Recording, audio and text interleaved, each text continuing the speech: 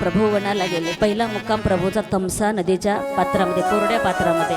अयोध्येचे लोक बरेच काही प्रभूंच्या जवळ बरोबर गेलेले आहेत आणि तमसा नदीच्या पात्रामध्ये पहिला मुक्काम. दुसरा मुक्काम प्रभूने शृंगवेपुरामध्ये गुहकाच्या तिथे केला. गुहकाला समजलं प्रभू आलेले आहेत वनाला आणि म्हणून गुहकाने प्रभूला सांगितलं, देवा म्हणे माझ्याकडे तुम्ही माझ्या घरी राहा. भगवंताने सांगितलं, बाबा आता आम्ही वानप्रस्थी आहे आणि वानप्रस्थ जीवन आम्हाला वनामध्ये व्यतीत करायचं आहे, त्यावेळी आम्ही कुठे राहू शकत नाहीत. एका वडाचं झाड पाहितलं आणि प्रभूने संध्याकाळी त्या ठिकाणी निवास केला.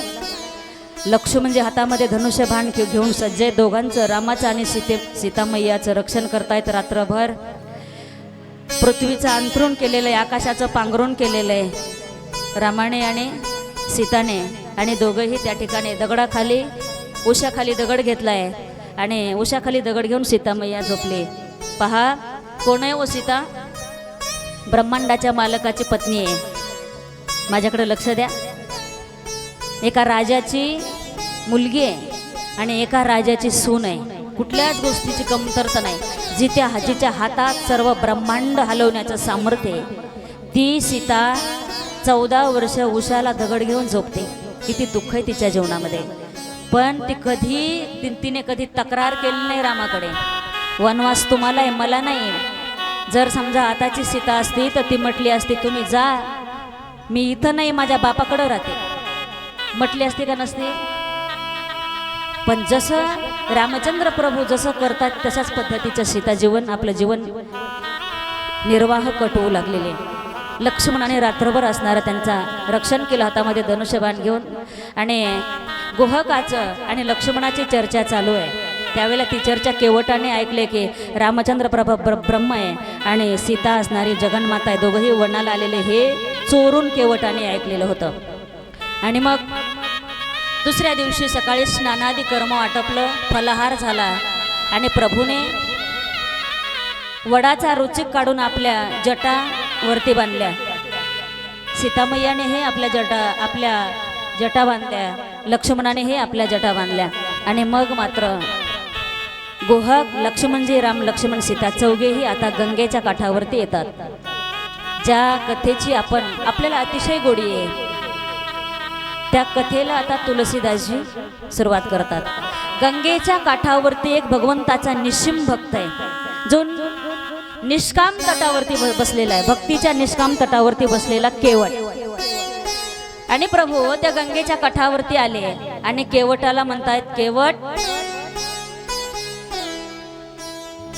आम्हाला जरा नाव देतो का? आम्हाला पलीकडे नेऊन सोड, असं सांगितलं. आता जो कधीच कोणाकडे मागत नाही त्या भगवंताला एका भिल्लाकडे मागायची वेळ आली. देव का मागतो? देव कोणाकडेही मागत नाही. जो निष्काम तटावरती बसलेला भक्त असतो, जो देवाकडे मागत नाही, देव त्याला मागतो. आणि जे मागतात त्याला देव मागत नाही. त्याला मागायचं तर सोडा, पण त्याला देत पण नाही. आपल्यासारखे भक्त असे की आपण फक्त देव करतो ते मागण्यासाठीच करतो. देवाने आमचं चांगलं करावं, देवाने माझ्या मुलाचं लग्न करून द्यावं, मला सोन चांगले यावा, माझा बंगला व्हावा, माझी गाडी व्हावी, मी गावातला सरपंच व्हावा, मी पाटील हे होण्याकरता आपण देवाच्या मंदिरात जातो, देवाची पूजा करतो. पण ऐका, देवाने आपल्याला काही द्यावं म्हणून आपण मंदिरात जायचं नाही. माझं एक वाक्य लिहून घ्या. देवाने आपल्याला काही द्यावं म्हणून आपण मंदिरात जायचं नाही. मंदिरामध्ये जाणं हे आपलं कर्तव्य आहे म्हणून आपण मंदिरात गेलं पाहिजे.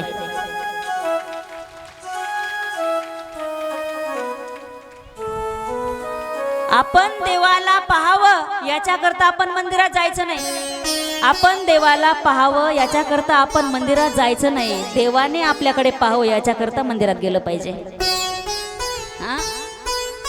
आणि म्हणून तुम्हाला जरी वाटत असलं की आम्ही घरी बसल्या बसल्या इथून कथा ऐकतो, पण तुम्हाला तिथं घरी बसून कथा जरी ऐकली तरी तुम्हाला अजिबात फळ भेटणार नाही भेटणार. तुम्हाला इथं देव पाहतोय, राम पाहतोय. तुम्ही इथं येऊन बसतात का घरी येऊनच गोदडीत बसल्या बसल्या आपलं मस्त कूलरची हवा लावलेली आणि थंडगार हवेत बसून. मला तरी मगाशी एक जण कोणीतरी म्हणलं, आम्हाला सगळं रामायण आम्ही इथून ऐकतो, इथून बसल्या बसल्या ऐकतो. पण तिथं तिथं बसल्या बसल्या तुम्हाला फळ नाही भेटणार आहे, इथं भेटणार आहे. तशा पद्धतीचं केवट हा निष्काम तटावरती बसलेला भक्त आहे. भगवान परमात्मा समोर उभे आहेत, पण केवटाने नमस्कार केला नाही, या नाही, बसा नाही, काय नाही. आणि प्रभू उलट केवटाला म्हणतात, केवटा तेवढं आम्हाला पलीकडे नेऊन सोड. त्याचं वर्णन तुलसीदासांनी केलेले. मांगे नावना केवट आना, मांगे नावना केवट आना. कहीं तुम्हारा मर्म मैं जाना, मांगे नावना केवट आना, मांगे नावना केवट.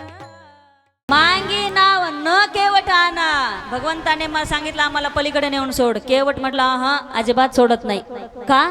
कही तुम्हारा मर्ममय जाना, मला तुमचं मर्म माहिती आहे म्हणे. काय मर्म माहिती आहे केवटाला? लक्ष म्हणजे मनातल्या मनात म्हणतात, मी एवढ्या दिवस झालं भगवंतासोबत आहे, मला अजून याचं मर्म माहिती नाही. हे 5 मिनिटात देवाचं वर्म जाणायला लागलं.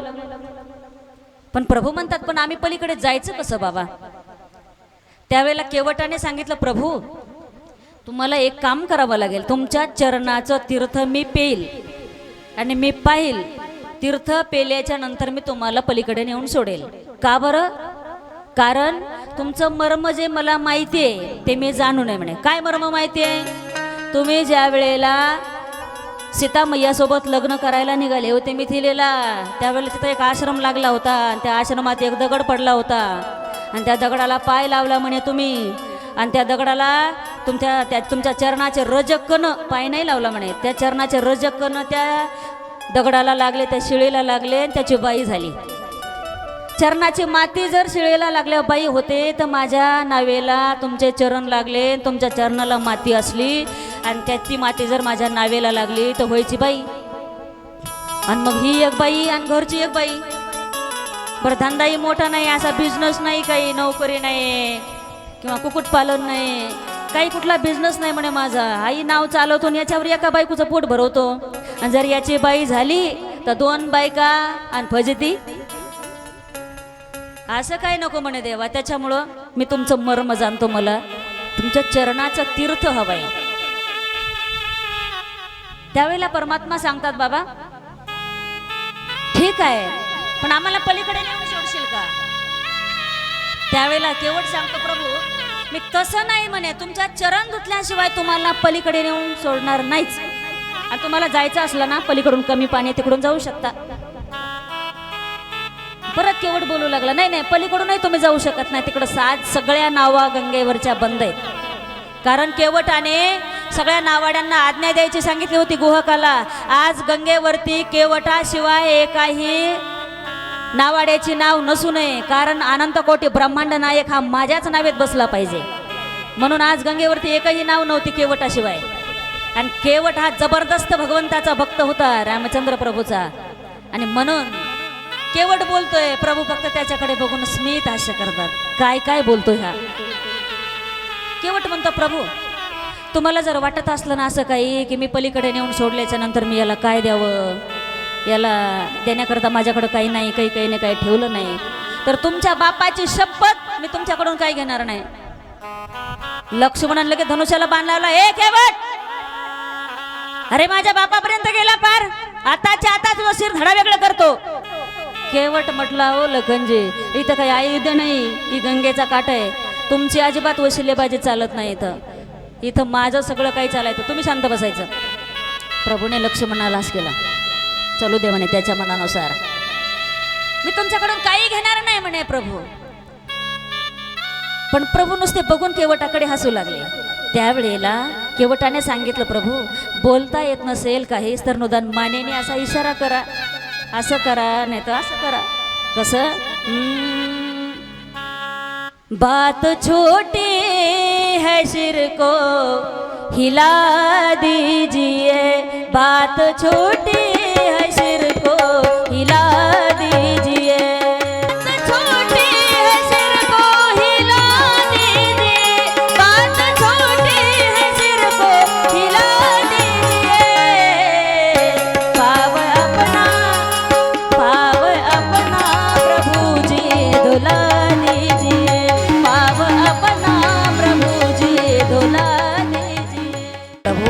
प्रभूच्या चरणाचं तीर्थ मला पिऊ द्या. आज्ञा मिळाली आणि केवट पळत घरी निघाला. घरी गेला आणि त्याने काटवट आणली, लाकडाची काटवट असते भाकर मळायची, ती काटवट आणली. प्रभूचे पाय सगळं कुटुंबाला घेऊन आला केवट, पत्नीला लेकरा बाळांना घेऊन आला गंगेच्या काठावरती आणि त्या काठोटीत पाणी घेतलं काठावरती आणि काठोटीत पाय भगवंताचा ठेवला आणि एक एक पाय धुवला. एक पायला धुतला की आता प्रभूला म्हणायचं, प्रभू हा पाय धुतला आता दुसरा द्या. मग आता धुतलेला पाय पुन्हा मातीमध्ये ठेवला, त्याला माती नाही लागायची. पुन्हा तो पाय दुसरा द्या म्हटलं की धुतलेला पाय प्रभू पुन्हा मातीत ठेवायचे, पुन्हा ते धुवायचे, पुन्हा तो पाय मातीमध्ये. लक्ष्मी म्हणजे म्हणले, दादा बराच वेळ झालं याने नाटक चालवले. त्यावेळेला भगवान परमात्मा सांगतात, अरे बाबा उरक पटकन, आम्हाला पुढे जायचं आहे केवटा. मग असं करा ना प्रभू, एक पाय मातीमध्ये धुवून खाली ठेवला की त्याला माती लागते ना, मग दोन्ही पाय काटोटीमध्ये ठेवा. दोन्ही पाय प्रभूने काटोटीमध्ये ठेवले.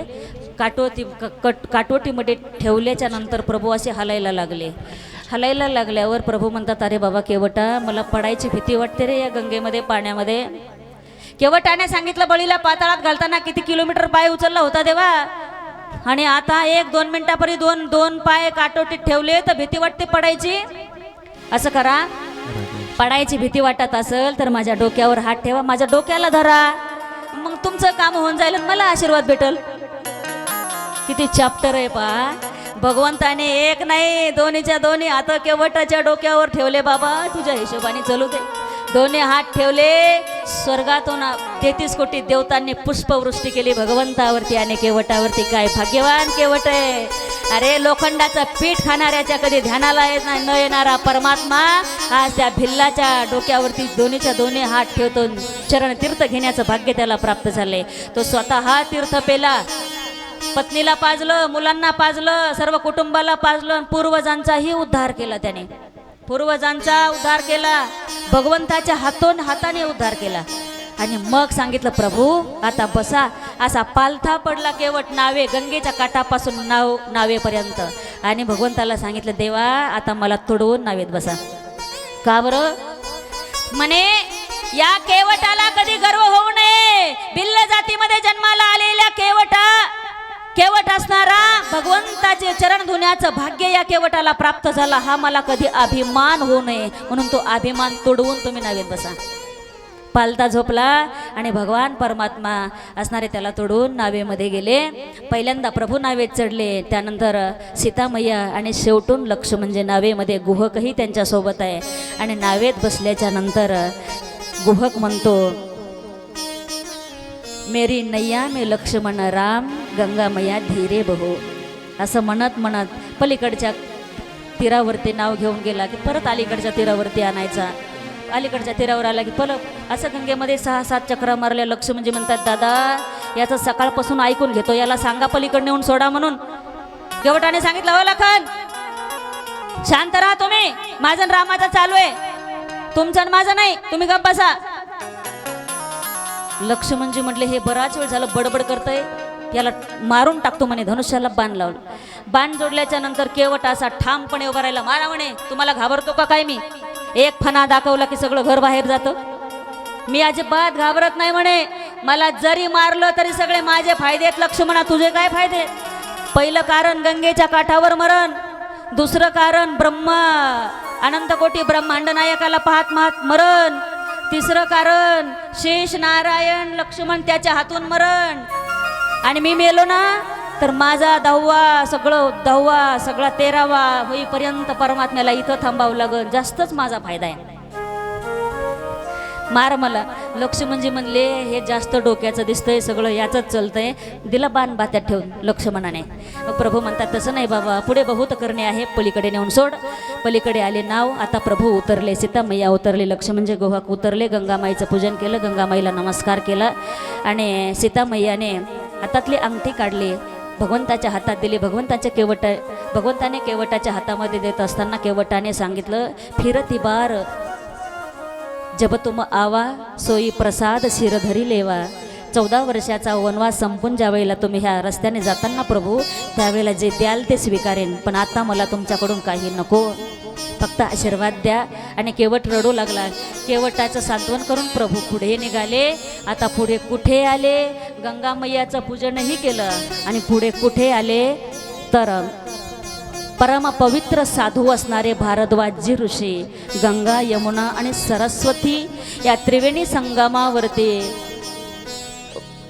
उपस्थित राहिलेले आणि स्थानापन्न झालेले भारद्वाज ऋषींच्या आश्रमामध्ये प्रभू आलेले आहेत। प्रभूंना भारद्वाज ऋषींना अतिशय आनंद झाला। भगवंताने भारद्वाज ऋषींना नमस्कार केला आणि भारद्वाज ऋषी सांगतायत, राघवा आजच्या दिवस तुम्ही माझ्या आश्रमात मुक्काम करा, उद्या तुम्ही इथून जा। म्हणून आजची कथा कुठे थांबते? भारद्वाज ऋषींच्या आश्रमामध्ये थांबते। उद्या प्रभू कशा पद्धतीने वनवास कटवणार आहेत ती कथा आपल्याला उद्या पाहिजे आणि म्हणून आजची कथा प्रभू तिथे थांबले भारद्वाज ऋषीच्या आश्रमामध्ये। म्हणून आज आपली बनटाकळीतली कथा सुद्धा भारद्वाज ऋषीच्या आश्रमामध्ये विश्रांती करते आणि म्हणून आज या ठिकाणी चतुर्थ कथारूपी पुष्प रामचंद्र प्रभूच्या चरणी समर्पित करून मी सेवेला याच ठिकाणी पूर्णविराम देते। कारण मला पुढे एक कार्यक्रम आहे, संध्याकाळी कीर्तनाला जायचं आहे, खूप लांब जायचं आहे। म्हणून सगळ्यांची जरी इच्छा असली तरी धावत्या वेगामध्ये आज आपण कथा घेतलेली आहे। उद्या आपण सविस्तर कथाचं चिंतन कथाभाग पाहणार आहोत। याच्याही पेक्षा जास्त उपस्थित राहावं। कथारूपी चौथं पुष्प भगवत चरणी समर्पित करून वाणीला पूर्णविराम देते।